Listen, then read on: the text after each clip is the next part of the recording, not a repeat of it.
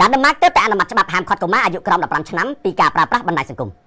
រដ្ឋាភិបាលរបស់ប្រទេសដានម៉ាកបានអនុម័តច្បាប់ថ្មីដ៏សំខាន់មួយដែលបានហាមឃាត់កុមារអាយុក្រោម15ឆ្នាំមិនឲ្យប្រើប្រាស់ប្រព័ន្ធផ្សព្វផ្សាយសង្គមគោលដៅគឺដើម្បីការពារយុវជនពីហានិភ័យសុខភាពផ្លូវចិត្តដែលកំពុងតែកើនឡើងហើយត្រូវបានរកឃើញថាបណ្ដាលមកពីវេទិកាអនឡាញខណៈដែលបញ្ហាទាំងអស់នោះមានដូចជាការថប់អារម្មណ៍ជំងឺបាក់ទឹកចិត្តនិងទម្លាប់នៃការរមួលអេក្រង់កាន់តែញៀនគ្មានពេលសម្រាប់គ្រប់គ្រាន់អ្នកគ្រប់គ្រងច្បាប់នេះបាននិយាយថាការមានទំនាក់ទំនងនិងប្រព័ន្ធផ្សព្វផ្សាយសង្គមតាំងពីក្មេងអាចរំខានដល់ការលូតលាស់ដែលមានសុខភាពល្អហើយច្បាប់កាន់តែតឹងរ៉ឹងគឺត្រូវការដើម្បីបង្កើតកុមារភាពដែលមានសមត្ថភាពនិងស្ថិរភាពជាងមុននៅក្នុងយុគសម័យ Digital ពួកគេអះអាងថាការកាត់បន្ថយពេលវេលាប្រើប្រាស់អេក្រង់គឺអាចជួយកុមារឲ្យផ្ដោតការយកចិត្តទុកដាក់បន្ថែមទៀតទៅលើបទពិសោធន៍ពិភពលោកពិតប្រាកដនិងការអភិវឌ្ឍអារម្មណ៍ទោះបីជាយ៉ាងណាក៏ដោយអ្នករិះគន់បានប្រមានថាការហាមឃាត់នេះគឺមានអារម្មណ៍ដូចជាការត្រួតពិនិត្យនិងបង្កើនការព្រួយបារម្ភអំពីសេរីភាពផ្ទាល់ខ្លួនអ្នកប្រឆាំងនេះបានអះអាងថាកុមារគួរតែត្រូវបានបង្រៀនពីរបៀបប្រើប្រាស់អ៊ីនធឺណិតដោយមានការទទួលខុសត្រូវជាជាងការត្រូវបានរារាំងពួកគេក៏ខ្លាចថាការសម្រេចចិត្តនេះគឺអាចបើកទ្វារឲ្យមានការរឹតបន្តឹងកាន់តែទូលំទូលាយលើការចូលប្រើអ៊ីនធឺណិតនោះចលនារបស់ប្រទេសដាណឺម៉ាកកំពុងតែទាក់ទាញចំណាប់អារម្មណ៍ទូទាំងពិភពលោក